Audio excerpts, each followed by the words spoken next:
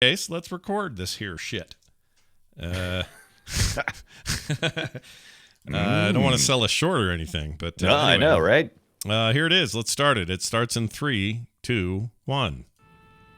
Another visitor. Stay a while. Stay forever. This is The Boop Show, episode 280 for March 9th, 2021.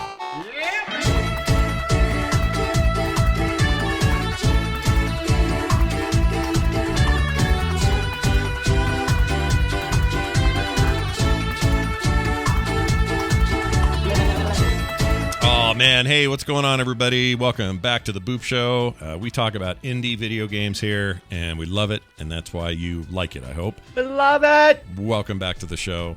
It's good to have you all here, and Brian, it's good to have you here. Something happened to the music, and I don't know why. Anyway, it's good to have you here. It's Brian Dunaway over there. I'm Scott Johnson, and we're back at it. How is everybody? One more time with that music. Yeah, one more time. Let's get that music back. I think I hit escape when I didn't mean to. What are you going to do?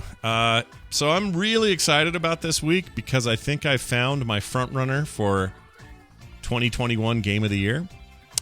Them some big words. It is some very big words, but I'm telling you, nothing has held me quite this grippy this year. And so we're early. It's only March. You know, we got time in the year 2021, but it feels significant, this game that I'm playing, which we'll get to in a minute. I already know my game of the year. Yeah.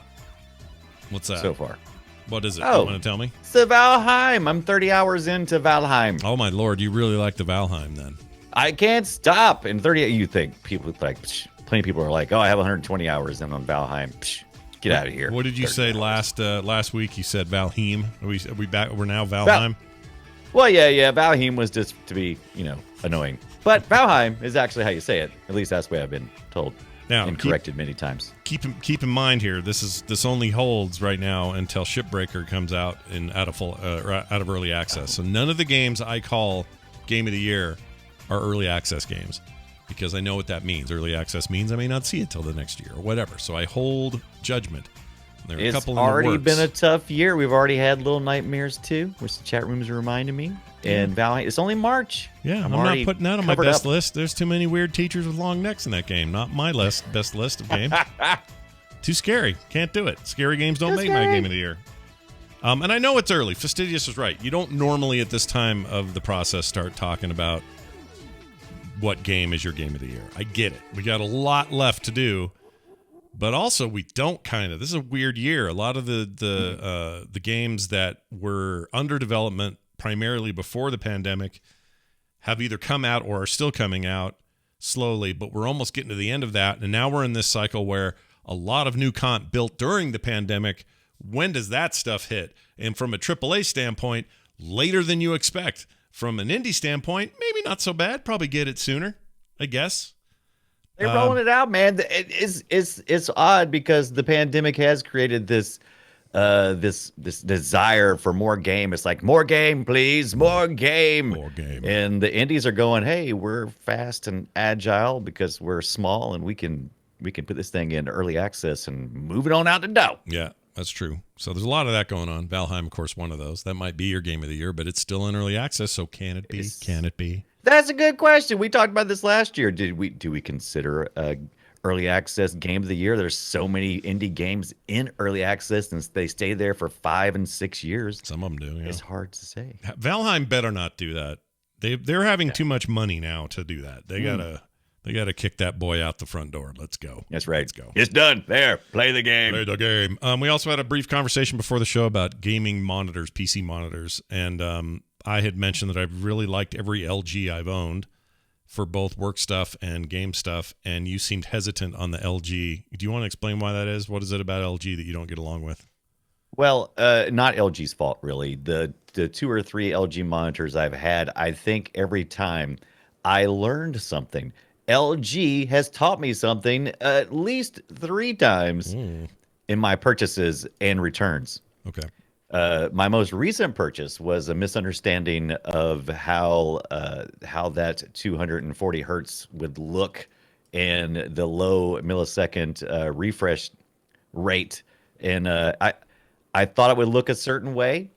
I got it, and then I found out it was not the kind of panel I wanted because it looked washed out, because it was really designed for first-person shooter gaming, and I'm more of an indie casual kind of, roguelike RPG kind of gamer, and I like my colors robust. Yeah. And not until I bought the wrong monitor, my fault, and got it home and went, this looks washed out. I don't care for this. No, sir. Yeah. Taking it back. Well, I'm glad they took it back. That's good. But for me, I'm with you. I want richer color. I don't want washed out blacks as best I can handle it. Like I know that OLED is not quite ready for PC gaming prime time because the burn-in is a real issue with OLED, and PCs are notorious for sitting on the same screen for a long time, and you don't want a little trash bin just sitting up there forever permanently on your screen, even when it's turned off. So I hope they get that technology better, because I can tell you from a TV standpoint, my OLED TV, also LG. Beautiful. Gorgeous. Yeah. Freaking mind-blowingly good looking. And I want more of that on the PC side of things. We're certainly headed there, and there are lots of good monitors out there, but LED as a general rule has got that backlight issue. Yeah. And you miss out on stuff. You wash stuff out sometimes. Yeah. And I've ended up settling with Samsung many times because of the price point, and it's the price point for the quality Samsung has delivered for me in my personal preferences and taste. Well, good. We both like Korean-made manufacturers. Look at us. Yeah. But it's not, like I said, LG's fine. I just haven't had the luck or the research. I bought a BenQ as a backup monitor. Long story. It's all pre-show. A BenQ? Yeah, BenQ. Is that what they say? Is it BenQ? I don't know. I'm pretty sure it's BenQ, but I'm going to call it BenQ. Well, I think the North makes those. The North Koreans make that. The North Koreans. Yeah. Is that who makes the BenQ? No, I have no idea who makes it. I shouldn't say that. I don't know who makes it. I think they're Chinese. They're fine. They're just less expensive, and you kind of get what you pay for. But if you're just needing a utilitarian backup secondary monitor, you could do a lot worse. And the price is always right. They sell that stuff cheap. But I'll tell you what, you get a 100 or 240 hertz freaking G-Sync based monitor for your PC side of stuff. That's some silky, buttery smooth business, dude. So smooth. Sexy. Also, I did something else on my PC this week I didn't plan on doing. There was a kind of a flash sale, and I don't even remember the name of the site that did it. I hope it was legit. Well, I know it was legit because I got the code, but I hope it wasn't like one of those skeevy sites where you get Steam codes you're not supposed to get or whatever. It's hard to say. But they announced there was a thing on Twitter. I was following one of these accounts that always tells you about deals or whatever, and somebody had, for that day only, Horizon Zero Dawn on Steam, or a Steam code for Horizon Zero Dawn, the much ballyhooed PlayStation original, now on PC, and had kind of a rough launch, so they've had patches and other stuff, and I've kind of let it sit there, and I'm like, I'm not sure I'm ready to play that again. But this thing popped for like $24. I was like, what? Let's do that. So I did that, and I've been deep into that. Thanks for letting your buddy know. Well, I should have. Why didn't I tell you? I don't know why I didn't tell you. You just told me it's good. It's good. I'm annoyed that I didn't tell you. But and you paid how much for it? $24. Cheap. 23 something. Okay. And you're just talking about Horizon, not Horizon Zero Dawn. Yeah. Okay, just make it. Okay, yeah, that's the game. Horizon Zero Dawn. That's the full name of that game. And you're the lady, you're Aloy, and you're running around the world. It's post-apocalyptic, but you're acting. Everybody, all the people in it act like they're primitives. Because they don't know any better, but it's really us who ruin the world and all the machines and everything, and the machines have taken on a life of their own. And if you've never seen this game, you're all weird if you haven't seen it. But anyway, I loved it on PlayStation, but I didn't really like the 30 frames per second. I didn't like what I felt like was not the best performing at the time version of that game. This runs silky smooth for me at, like I said, 240 hertz, and so I'm getting like, I don't know, more than 60 frames per second. I don't know what I'm getting, 120 or whatever. It's imperceptible for me, except it just feels really smooth. Anyway, I'm playing that again, and I'm already farther than I was the first time on PlayStation. And I got to say, that is a badass game. That game freaking rocks. The story's great. The world is great. The world building is great. What a good time to spend for $24 or less dollars. So that's amazing. Yeah, I really like it a lot. And you don't know the name, but was it Keen Shop? Was that it? Keen Shop? No, Yeah. it was. I can tell you. I'll tell you. Let's do this. The Fanatical? This is a good what we call this community service to let people know what we did here. Yes. So Horizon Zero Dawn was In your purchased email. through Aniba. Aniba. See what I mean? You don't know that name, do you? I don't know that one. That one. Now I'm curious. Yep, it's Eniba. It's spelled ENEBA. So Eniba .com, and they had the deal. So plus tax, I ended up paying like whatever $27 or whatever it is with tax, and it was really simple. And they just gave me a key, and it used PayPal, and I was done, and it was awesome. And I have the game, and I'm playing it. And now my bank account's been drained. And hey, whatever, man. And now I'm being held hostage and told. But apparently these guys like they were advertised on like Engadget or something, so it's not like I was like. Yeah, I'm sure it's fine. I use a couple myself that I usually can tell who's who and what's what. And I mean, there's a lot of ways to get game codes. I mean, you could have purchased a video game card. It could have come with a game code. I mean, there's a bunch of different ways that people offload these keys that are legitimate, that maybe not would not make the distributor exactly happy, but really probably within legal rights, I would say. Must be. For example, Right. Risk of Rain 2, which I think I paid $29 for or whatever on Steam, you can get currently for $8.99. No Man's Sky 14. What's this one? Let's see. Dead by Daylight Steam key $5.99. Like pretty low stuff, generally speaking. $1.50 for Dirt 3. That's an old Dirt game, but still. $1.50 now. Yeah. Like if you like stuff like Dirt and those kind of games, Fanatical is a great place, and they actually do deals with devs and publishers, so they get those keys, kind of like Humble Bundle. Yeah. So. Oh, you know like what it is. Sorry, I just noticed this is a UK site, but they took dollars, so you know it was fine. Yeah, they took dollars. It's like they have some kind of processing machine that can take American currency and Oh, turn here's into what you can something do. else. You can change it to whatever you want. So we're going to do that. US dollars. All right. The website has a setting, but normally it defaults to UK. So I'm sure these guys in the UK. Okay. So this makes sense. You got, some of these prices are all right. some like, of these prices. Some of these are okay, great. I Some of them suppose. not so good. But yeah, they appear to be a legit thing. And they claim to be partners with Team 17 and Konami and a bunch of other stuff. So No.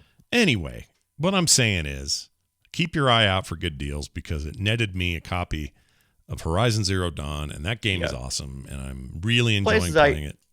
A couple places I trust is places like you just said. There's a website called cdkeys.com that usually have valid keys. I would stay away from like Windows operating system and stuff, but I've seen plenty of gaming codes. G2A is also a place, and now I have to try this Aniba. Aniba. Yeah, it sounds like something your doctor would give you. Aniba. Oh, give me some Aniba. Yeah, how you feeling? I'm all right. Well, we may have to do a little procedure called the Aniba. Oh, what does that involve? A tube in your peen. Tubes. Yeah, no tube in my peen. Thank you very much. No thanks. Anyway, I hope that helped with some monitor ideas. I like LG. Brian likes Samsung. I think you can probably not go wrong with either. They both make pretty nice products. Pretty good. And if you're on the budget, this BenQ or Bank or however you want to say it was a pretty good value. I didn't considering what capitalize that Q, so I'm pretty sure it's BenQ, like supposed to be separated, but Bink is more fun to say. It is more fun to say. Not as Right. fun to say as this. I'm going to say a word you're going to hear a lot from me, and you're going to be sick of me saying it. I picked up a game, and I really liked it to the point of embarrassment. I'm so into this game. The game is called Loop Hero, and this was put out by a developer named Four Quarters. I'd never heard of them before, but I have heard of the publisher, Devolver Digital. They make, as far as I'm concerned, they don't usually put out much that isn't pretty great. Correct. It's kind of their thing. They're a little edgy and weird and whatever. They're fine, but they tend to publish games that interest me, and they're always not always, but often in a cool retro style that is more than just being retro. They really lean into this game, for example, feeling like it could have been on your NES, like straight up. The music, everything, and it's not just like fake 8-bit. It's like real 8-bit looking business. And can you give us some of the audio? Did you get some audio for that? I did. I'll play some of this actually right now. Here's Loop Hero, just some sounds from it. This is just basic combat stuff. Here you go. I mean, that stuff is so. That is like NES era. That is of that time for sure. And all these sound effects. There's some more coming. Here's one. It's just super crunchy and all that stuff. Anyway, I should tell you what the game is. The game is called Loop Hero. Loop Hero. And I know a few of you have probably heard of it. I realize as I'm saying this that there's a very good chance that a bunch of you have already been bitten by the bug as well, and that you already picked it up. Now, at first glance, if you look at it, you'll see a couple things. First, on Steam, you'll see overwhelmingly positive reviews. What? Yeah, very popular, or well thought of. And that'll be number one. Number two, you'll notice that it looks on some of the screenshots like there's maybe cards involved. So is this like a deck builder? Is it like a roguelike deck builder? What is this? Is this Slay the Spire with a new style? Like, what are we even doing here? You would be wrong in all of those assumptions. It's not that at all. Here's what it is. I mean, it's roguelike-y, I guess, but in a way that doesn't feel like everyone else is doing. It doesn't feel like yet another Dead Cells or another Hades or another of the more current ones. It's not just Rogue Legacy again. That's not how this game works. The roguelike elements of it are I'll get to in a minute, but basically you start this game out. We're looking at video right now of a lot of tutorial happening, but once you've been through some of that early tutorial, you just go. There's not a lot of dialogue to dig through or anything, so don't let that stuff scare you. The first time you encounter a certain enemy, you might have a dialogue with them, but then never again. You'll never talk to them again. All right, it's called Loop Hero for this reason, and this very small level is trying to show that on this video. But you have a loop, and it's random. The tutorial level may not be, just to teach people, but it's a loop that is normally, when you get out there, a big random one. It's called an expedition. I'll skip ahead a little bit to one so you can see it better. And this expedition has a camp in it, a little couple of tents and a little fire. You see it on there on the screen. And right, it looks like a racetrack, like a dirt racetrack. Yeah. It goes round and round. Yeah, kind of like that. And that little white dude there, the little crusty white dude is you moving around. That little not even 8-bit. What is he like? 2-bit? 2-bit. What is that guy? He's a 2-bit loser, this guy. Right, 2-bit loser. There you go. Anyway, he's trucking around this thing, which is constantly pausing and unpausing. But you control that, like how you want to pause it or not pause it. With either a right click or you can hit your keyboard space bar and it'll do the same. Adventure or planning mode, it looks like there's only 2 modes. Yeah, but they're not. Neither one require. Like planning mode sounds scary. Like, oh, I gotta, like it might be strategize. Yeah, like tower defense or some BS. It's not like that at all. There's none of that. So basically, this is the way it works. You're going around in this loop, and each loop that you get through, you get back to camp, and you get healed for a certain portion of your health that you lost. You pass go, you collect $200. Basically, yeah. It's a little bit like a board game, weirdly. But each square, these little slimes he's fighting, these are randomly placed there with each loop. So after you finish a loop, a new set of slimes will appear, and they will appear in different places. It's never the same place. Sometimes there's 2 of them on a hex or on a square, and sometimes there's less. When you fight these creatures in the first couple of loops, they drop potentially a couple of things, and this is very random. It's very Diablo-like. They drop either gear and loot, or cards, or both. They could give you a little bit of both. The cards vary. They can be things that you can place on the trail, like I want to put a skeleton graveyard on the trail. And now you have this skeleton graveyard where you are going to fight skeletons with each new loop, or basically there's a day-night cycle as well, and I think it's like once a day a new skeleton appears in the graveyard or something like that. That's just the graveyard card. There's many other cards. I'll focus on that one for a second.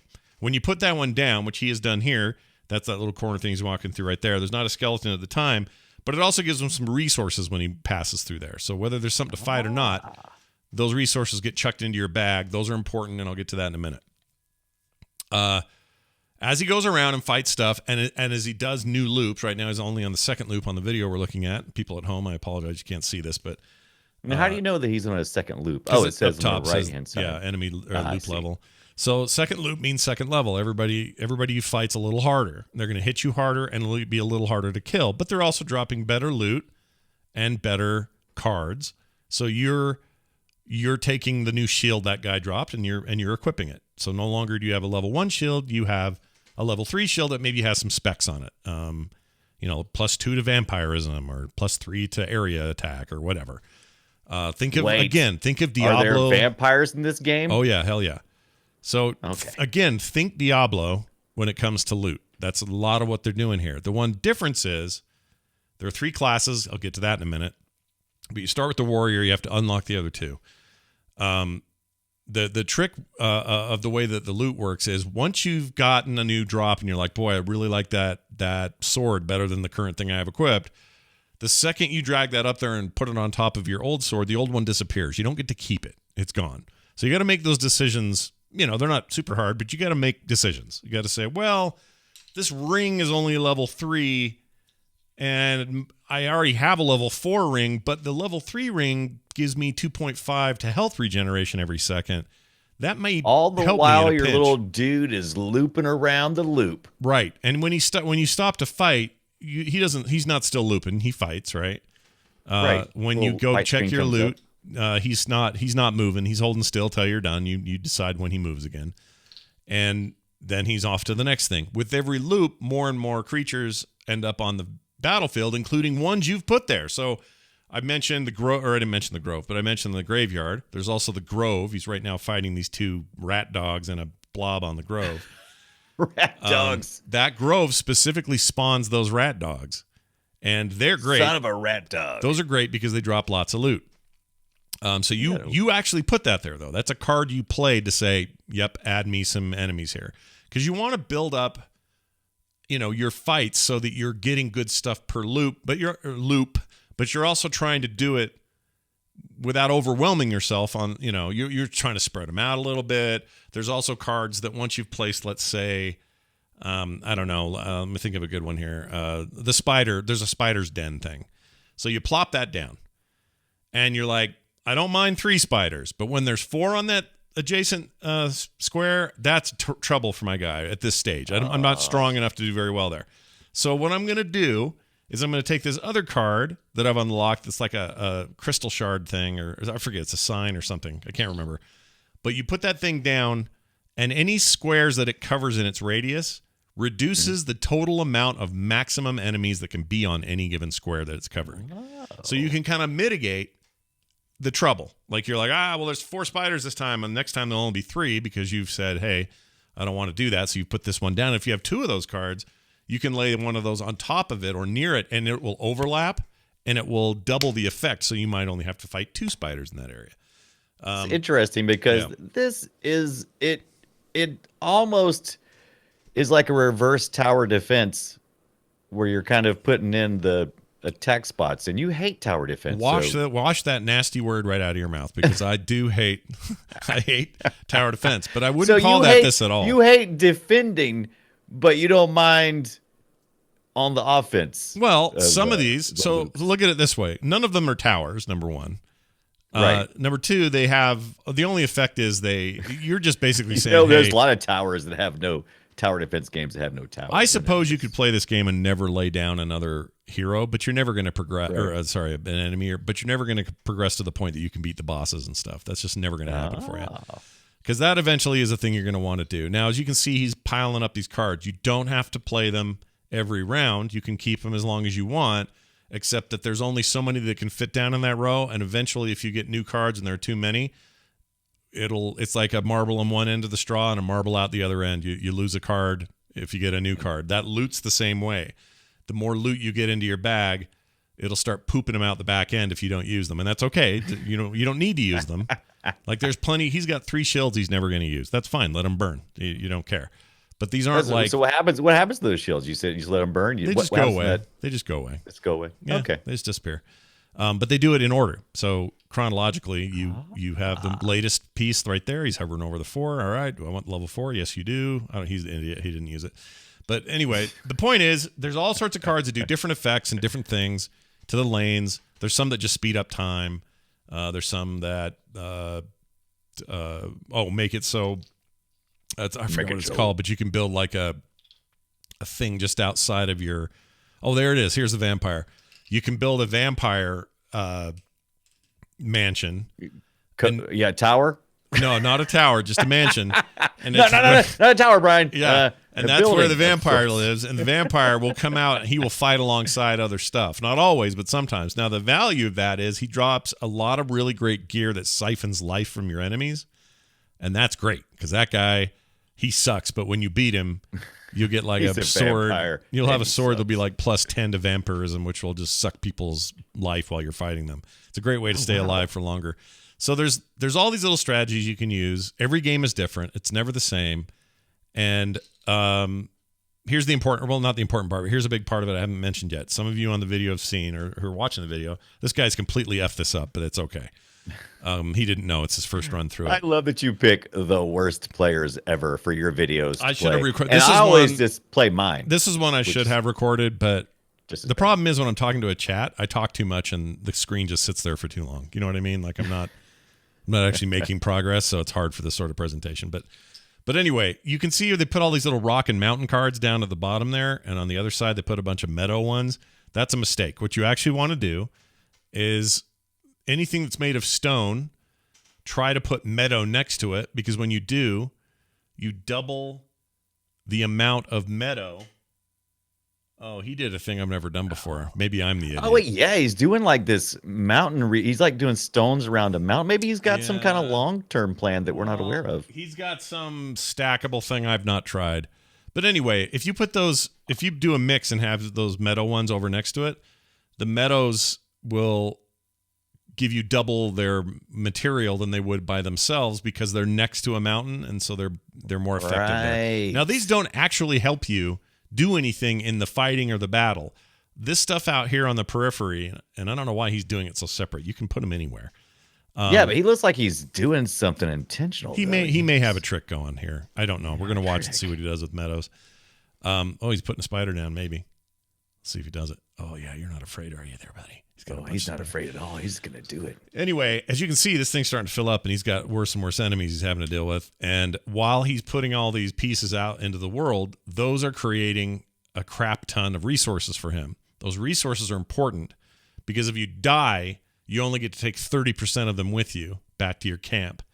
If you make it all the way around to your little loop camp, you have the option with every loop to leave right then and take everything you've earned so far with you, or go another time. You get to that point, you stop, and you're like, all right, am I going to keep going and try one more loop and not die and get more stuff? Also maybe risking losing 70% of my shit, or am I going to stop here and take all my ship back with me? It depends on it depends on the run. Like if you're doing really good and you're like, you know what, I'm going for an eighth loop because look at my health. I'm doing solid. I've got some farms. I have some farms you can lay out that will give you health when you walk over them and stuff like that. But they also have like what are they called? Crows. Crows. What do you scare the crows? Scarecrow. Oh, what scares the crow? What do you think? I can't think of the name of it, but they're known for scaring crows. That's like my dumb comment I made that one time about freaking Chester Cheetah being a tiger. Anyway. Oh, that's hilarious. You're looking at me. It's got to be a tiger, right? Yeah, it's got to be. It's in the name, Scott. It's in the name. It is in the name. So literally, and I know people are hearing this and saying, this sounds like tower defense. It's not. I promise you it's not. I played for 14 minutes, and I did not get a tower defense. Jeremy, a friend of the show, sent me a game code for this, and I hooked it up, and I was going to play it for next week. But since Scott played it this week, I'm still going to play it. I'm just not going to review it for next week. You probably I will stream it. I'll probably stream it some this weekend. You're gonna love it. The numbers go up. It's all those itches get scratched. You can't wait to do another round. Every game is fun and strategic and interesting. Oh, she's just running. I like the fact that it finally gives me a reason. I'll tell you one thing that I hate, Scott. Yeah. I love hate. Yeah. I love hate inventory management.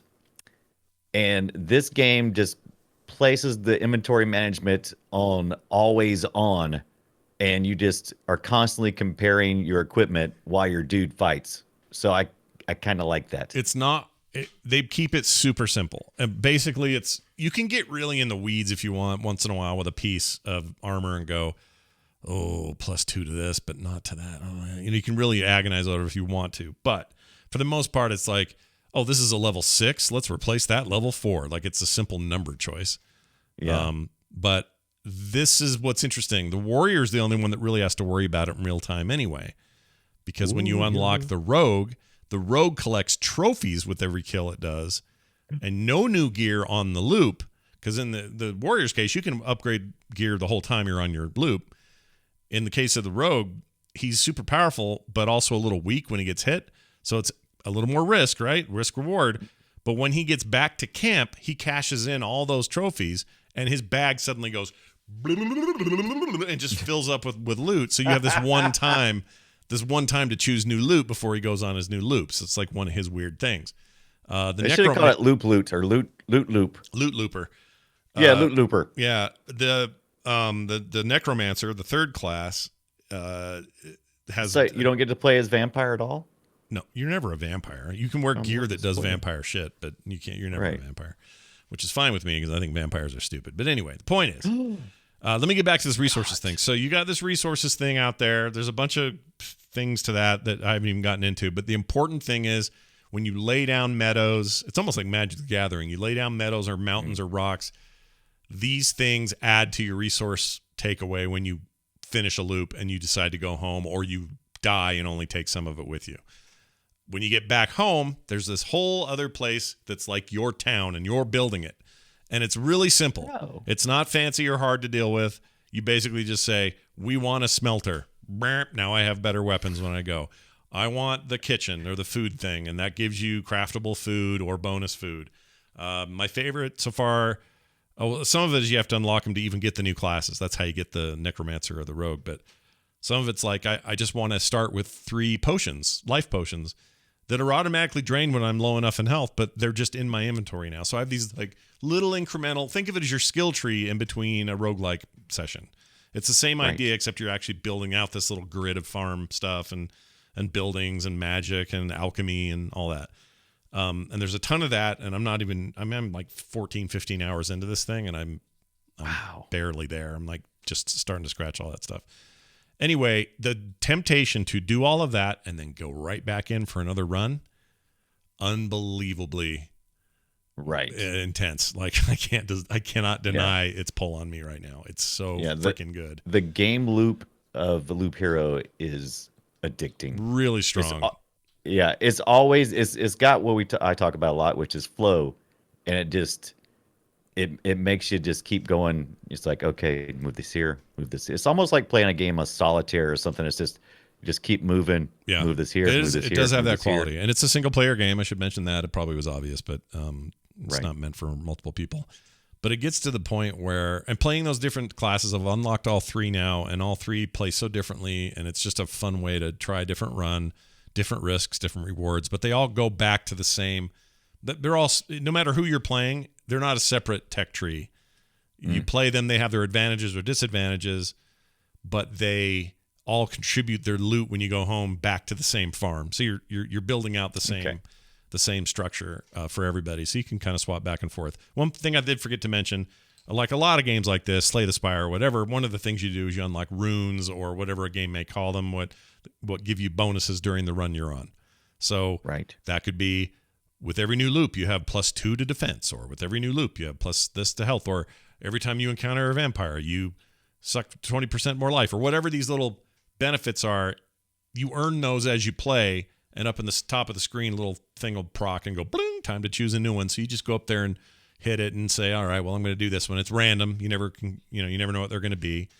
Sometimes one of the options is to refresh it and give me 3 new choices, that sort of thing. Anyway, I've barely scratched the surface here. If it sounds complicated, it's not. Once you get through the loop and you go, oh, I get it. This game grabs you and will not let you freaking go.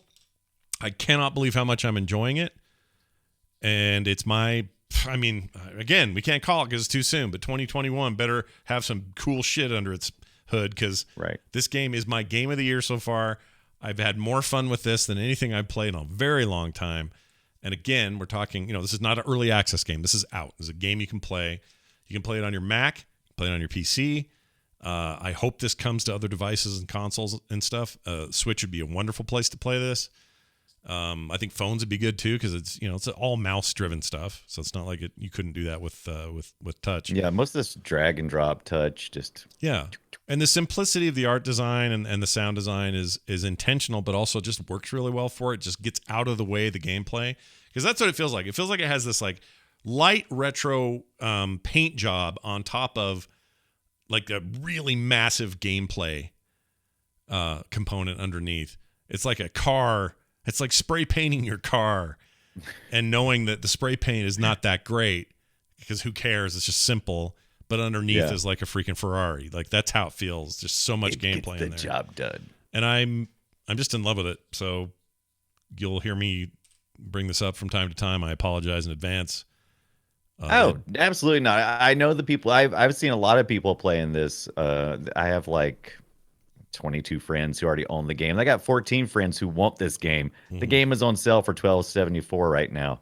Just get it. Yeah, just get it. $12. And again, it's retro on purpose. It's not supposed to.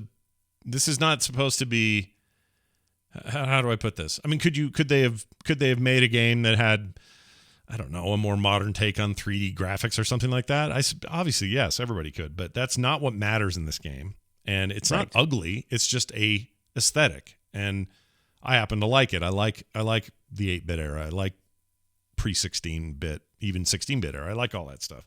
And when it's done right, I appreciate it. The gameplay that's on display here, though, is just mind-bogglingly good. Now, this guy, by the way, so we're watching this video. He's in a bit of a pinch. You see how low his life is? He's having one of these moments. He is really pushing the. He's pushing the envelope. He's going to he would definitely die if he went for another loop after this, although he just got a big boost of damage. So drag that up, dude. Don't be an idiot. Oh my gosh. He's killing me.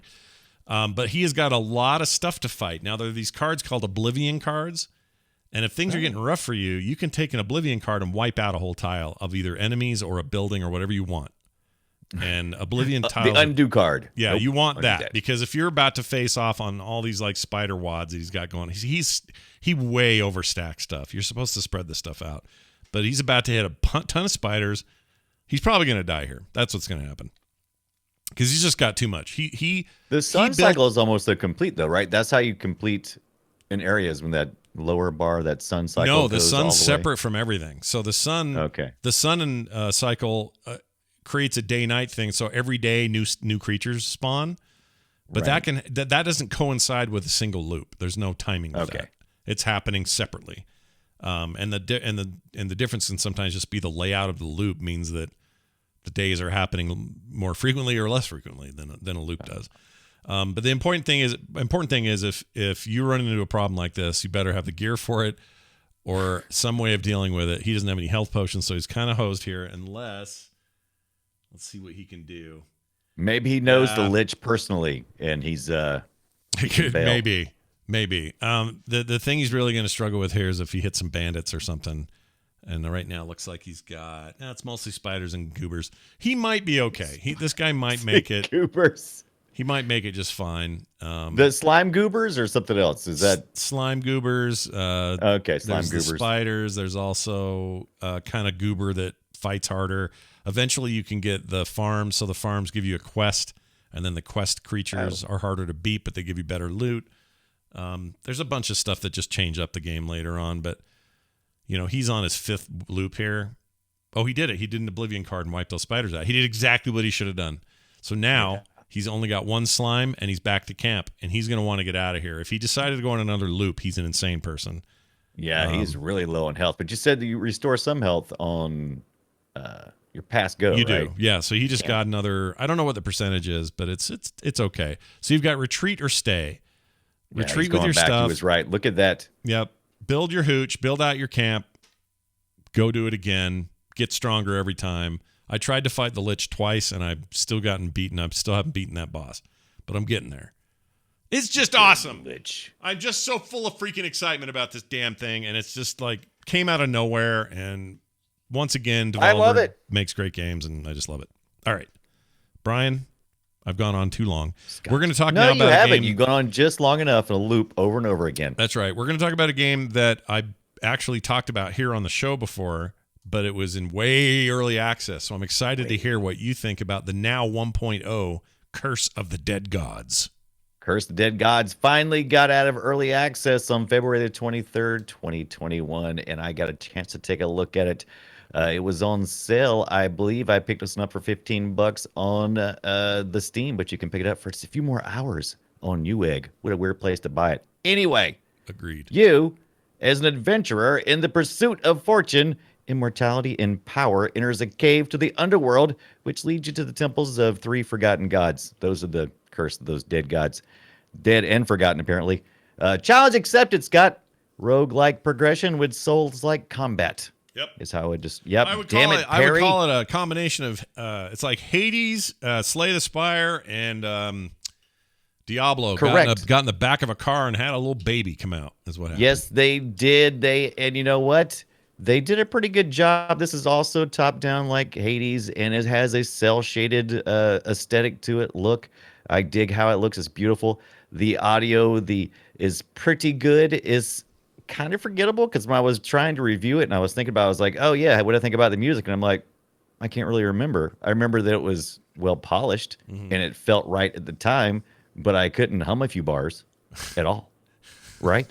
Yeah. And I couldn't remember much about it. And I also remembered that even the audio, like the characters that you fight against, your enemies, they screech and make wails, but they're all kind of similar, and so it was kind of I kind of passed it away there. Anyway, what makes this game stand out from a lot of other roguelikes like Hades is the curses. So they have a system of corruption that leads to curses, which makes your runs more difficult. Yeah. You know, you hate having difficult runs, Scott. Oh, the worst kind of runs are the difficult runs.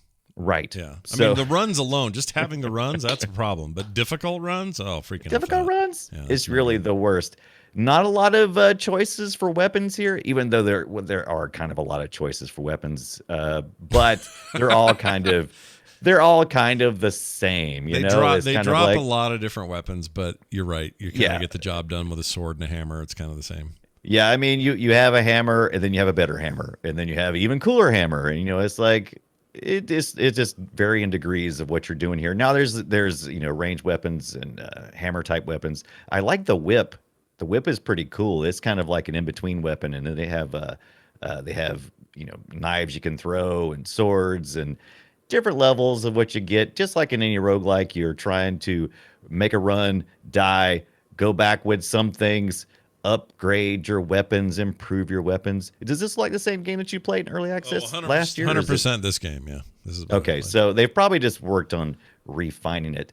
A couple of factors. Yeah, they didn't that really- change when I played it. Right. So I've also played the finished version. I always get notified when a game I've been playing in early access hits 1.0. So I've been playing it as well a little bit, and a lot of what they've done, I think, here is just balance and polish. It's just smoother, cooler looking experience. Graphically, it's very nice, as you mentioned. You just left some resources back there, but I left a lot of resources. This gameplay, I did this early this morning, and I was okay. So this game, I like how you I walk liked- across those spikes. That was pretty fun to watch. I like. that was pretty bad. You have to. Okay, so you only have so you have 5 chunks of stamina, and every time you make certain moves, you'll lose a chunk of stamina, and then you have to recover it later on. You can recover it by rolling at the right time away from your enemies, or just waiting a few seconds and it'll recover. But you usually don't have that kind of time because you're usually under attack.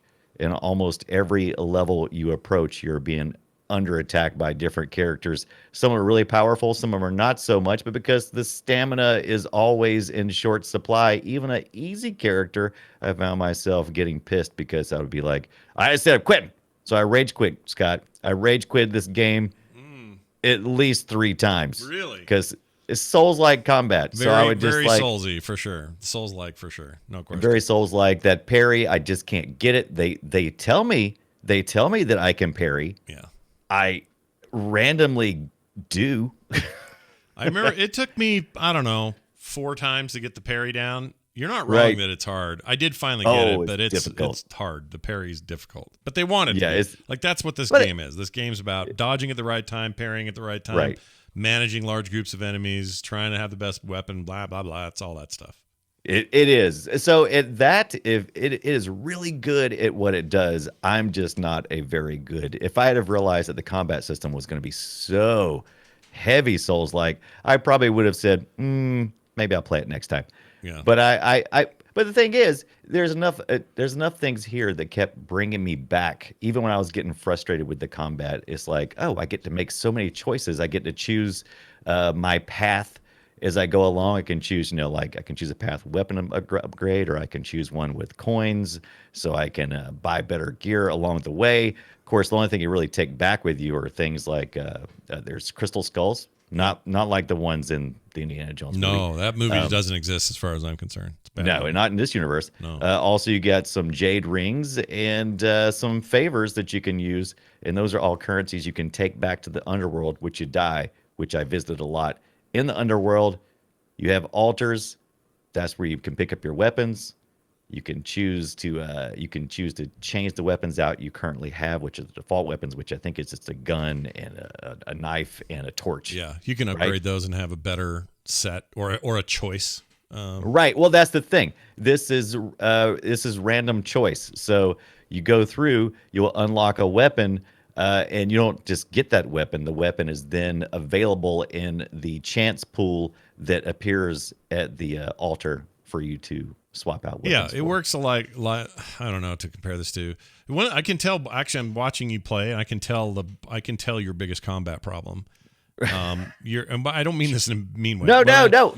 What I mean is like you like to square off in front of your guy and pound away and hope he gets him. Yes. But you need to be like Hadesing this thing, because this is the one thing about it that is like Hades. The dodge mechanic is everything. It's all about just zip zap bim bam boom, alternate fire, switch over to the other weapon because that guy's on fire and he needs ice, and it's that kind of like rock paper scissors sort of constant juggle that they want you to do. Right. But I think your style. Well, I wouldn't blame the you style for this. your style you're seeing right now is a style of frustration, because I tried kiting, running around, trying to observe.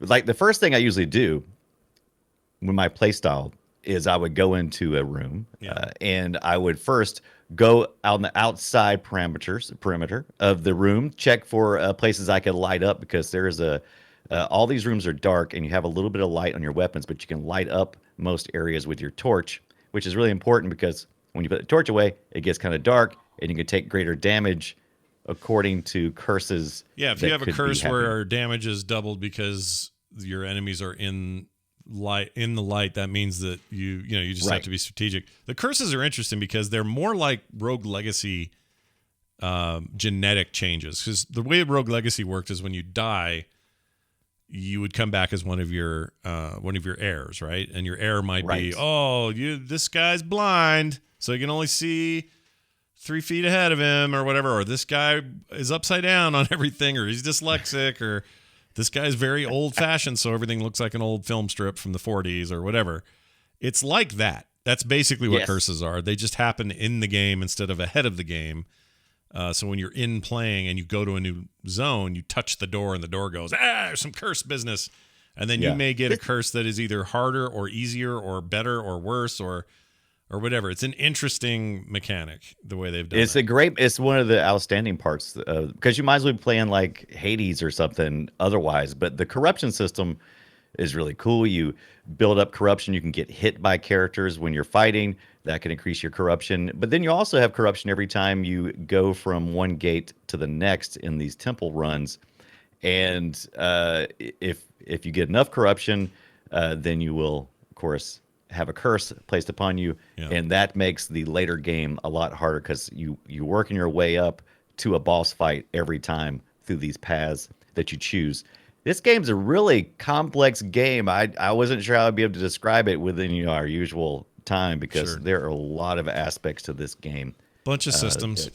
I guess what I'm saying is if you played roguelikes before at any regularity, they've mashed in like 5 of those. Like, that's basically they really it. have. It's amazing gameplay, and I can see myself going back and playing. This is a game that you will get addicted to, I think, and play a good bit, and then just never play again because 27 hours is what I've seen how long to beat. This comes from developer Pastech Games, publisher Focus Home Interactive. Heard of those guys? Yep. And it is worth the $19.99 or $13.99. It's a great experience, and if you like the Souls-like combat system, you're gonna really love this. Well, this what am I trying to say? The Focus Home publisher, Right? they have so many games that I'm into this year. I keep talking about Shipbreaker, but that's them. Like, they've got a lot They've of done cool good. stuff going on right now. Yeah, I like Yeah, their games. Curse of the Dead Gods is the. Here's some sound from it. Here's the intro bit. Another soul fouls my temple with every step. Tell me, pretender, can a man kill a god?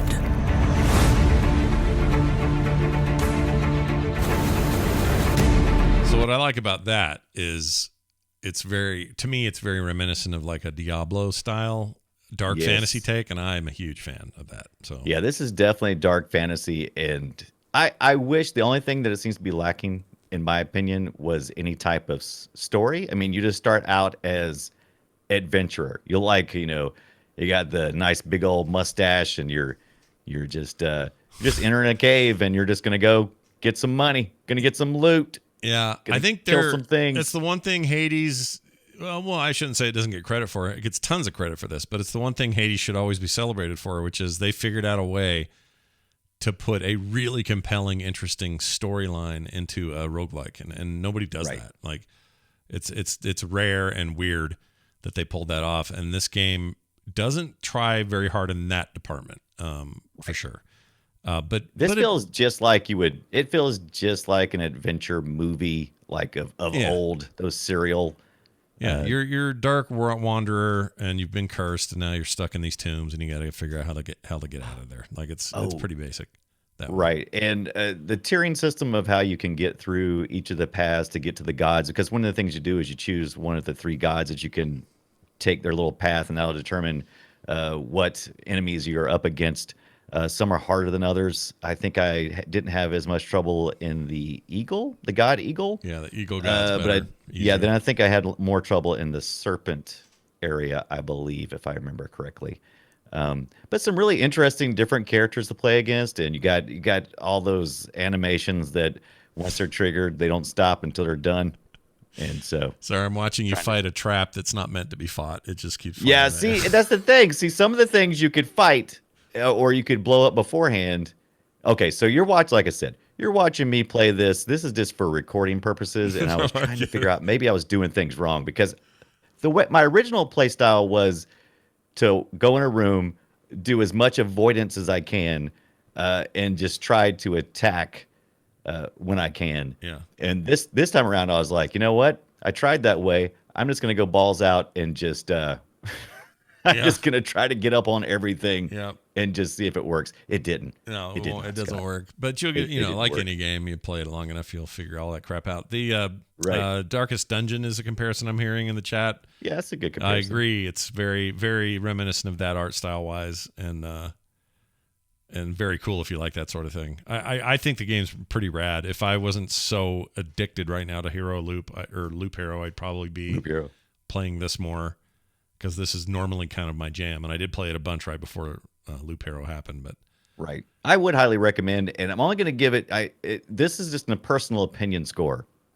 This is just. I'm going to give it 7.5 curses out of 10 son of a bitches, because you got a little I frustrated said there, that did a you? lot. I got frustrated, but that's like I said. I think if that's your jam, this game is polished. It is good.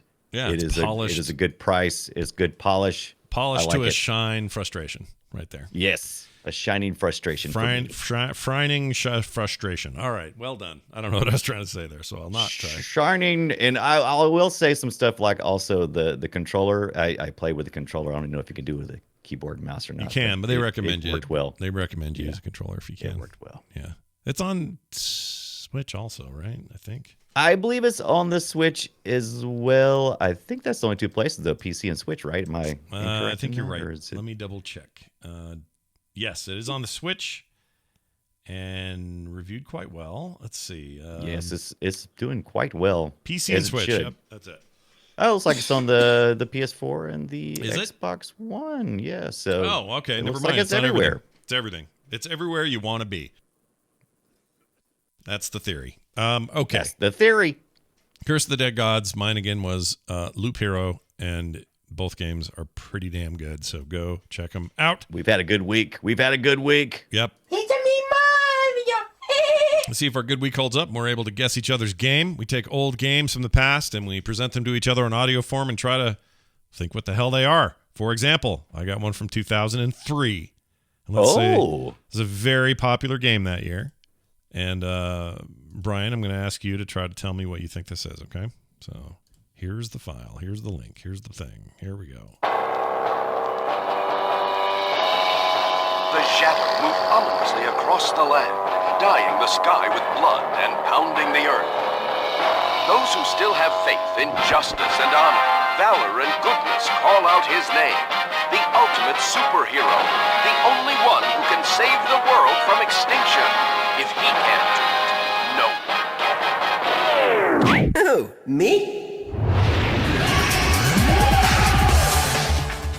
I'll give you a hint. GameCube. Interesting.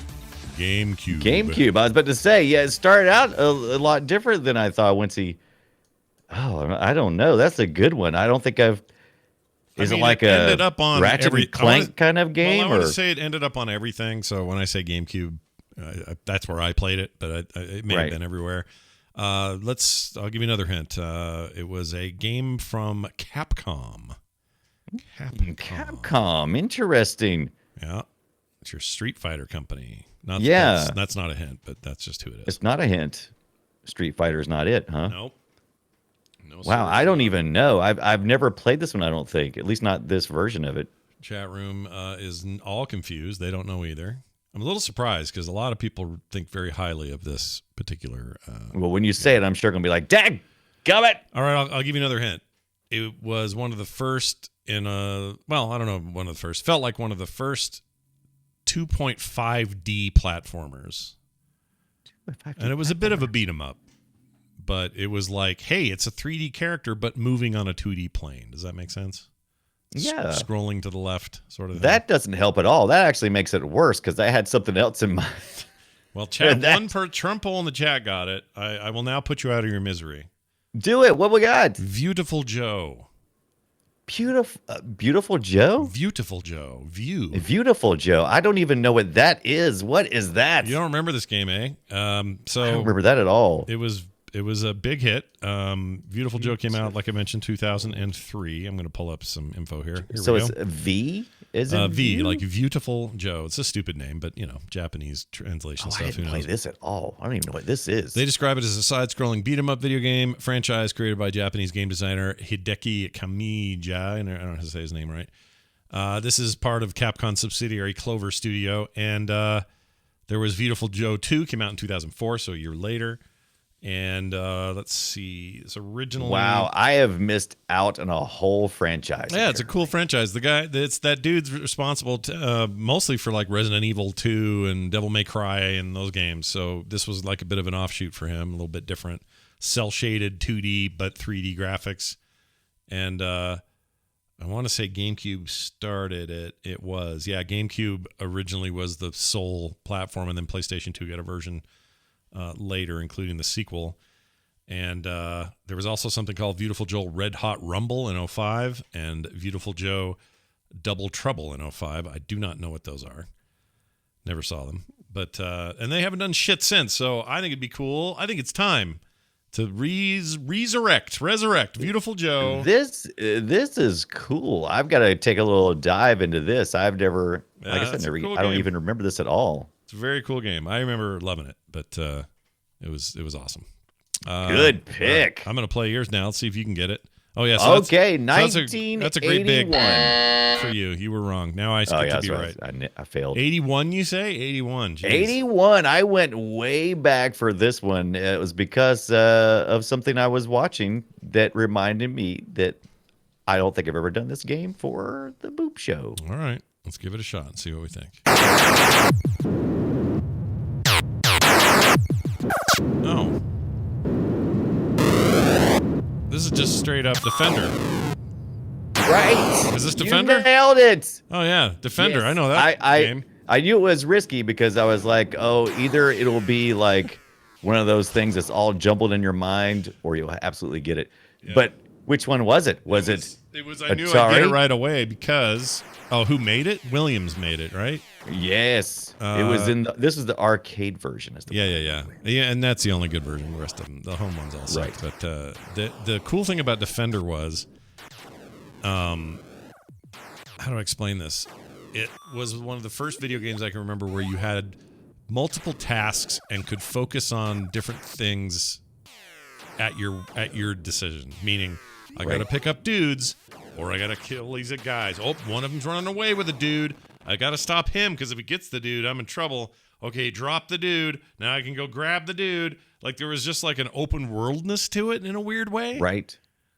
Defender's awesome, man. What a great game.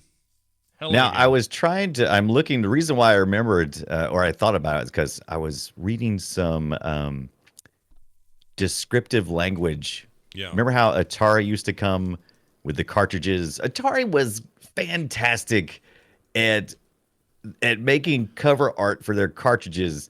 There was nothing like the game inside. Yeah. But excited the imagination. Oh, yeah. And they usually came with like little booklets and stuff, and they described the game. It was not the game you played. Right. Right? I mean, it would just go into this big flowery description, and I'm having trouble finding it right now. Defender, 81, Atari. Did you find it? Description. I thought I had it pulled up, but I guess not. Anyway, they go into this whole description of what's going on and what's the backstory. Yeah. And it's just this really, really deep, intel story that when you play the game, you're like, I don't see that. Yeah, that was true. And the covers, like especially like the home covers of this stuff, they were so like overly realistic. And then you play the game, and it's like 3 squares and a beep. It was like nothing. Those were great days I love video game. I have a whole book over there somewhere. Ibba gave me for Christmas one year that is just nothing but like classic game art from those eras, like cartridge art. Right. So good. The only complaint I have about Defender is it controlled like garbage. Oh, it was the worst. It's horrible controls. It was such a lag in movement too. It was like it was bad. But it was just weird. Like we were new to the vertical thing, and we didn't know. So what do we know? We don't know. Right. So my take on that: don't shoot the guy. Go pick him up. Oh, this guy's playing. Don't shoot the guy. Okay, here it is. I finally found some of the descriptive text. Rescue the humanoids on archive.org. I knew they wouldn't fail me. Let's see. Earth friendship signals beamed into deep space beyond the Milky Way have attracted extraterrestrial beings. All right, but not the ones we expected. Now, wave after wave of warlike aliens from some unidentified solar. Did you play this game? Because that's not the game I played. This is the game I played, but it didn't sound. I don't remember all that story. That story, is, right? So this is fun. If you ever go to archive.org and just look up the manuals for these Atari games, they did an amazing job of. Building your imagination. Well, they had around. to, right? Like, what else were they going to do? They couldn't just say, crappy 2D graphics with the horrible sound effects. Enjoy. Like, have fun, sucker. Yeah. There's a new-ish, I should really review it on the show. I got a key for it and then sort of just got busy and forgot to do it. But there's a game that I got for PC that is basically a Defender clone that's pretty good. And you know what? I need to do that. It just seemed to kind of like, since it's a Defender clone, there's not much to it. You just play like Defender.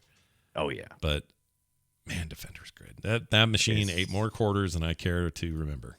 It was bad. Now, the Atari version, I played like crazy. And one of the big goals in that game was to see if you could flip the score. Yeah.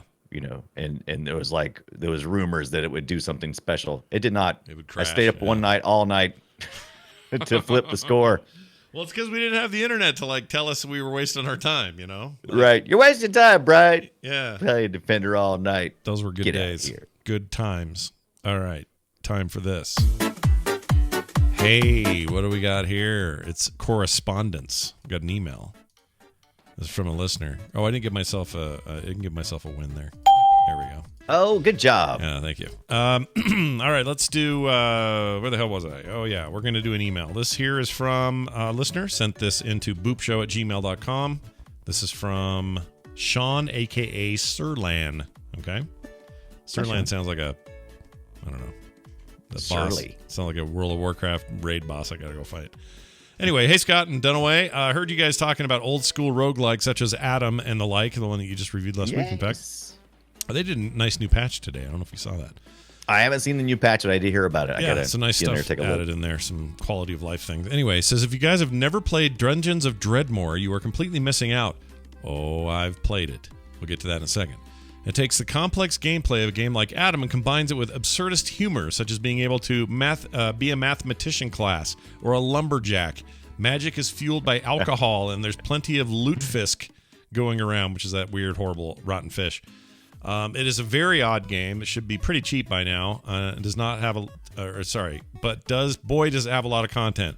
Hope you guys take a look and let me know what you think. Love the show as always, Sean.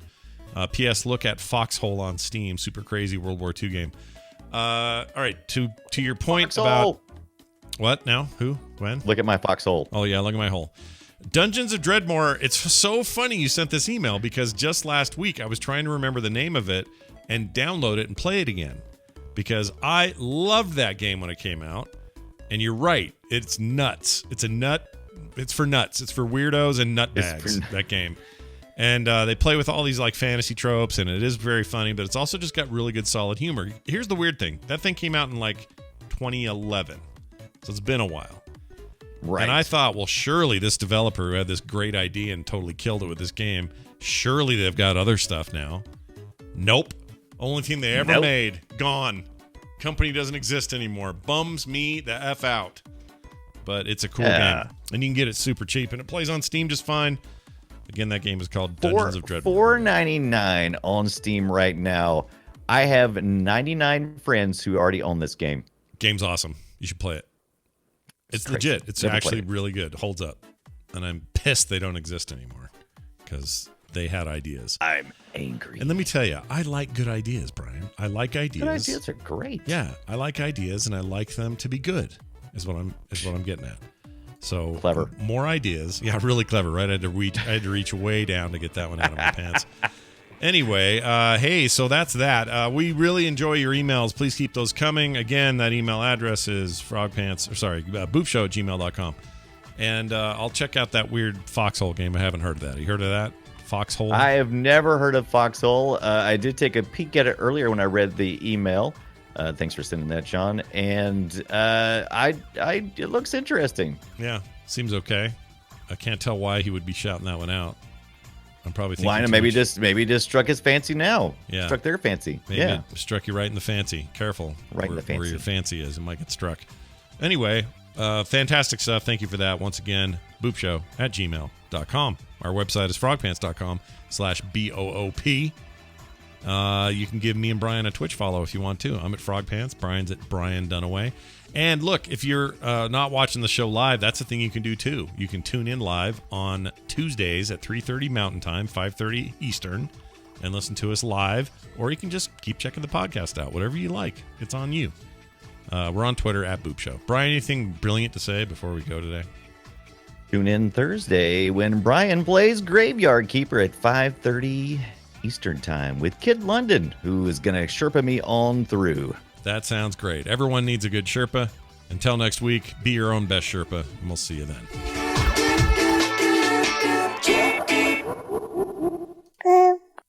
This show is part of the Frog Pants Network. Frog Pants Network. Get more shows like this at frogpants.com. Activate Pac-Man. Just mixing it up a little this week, Still love Active.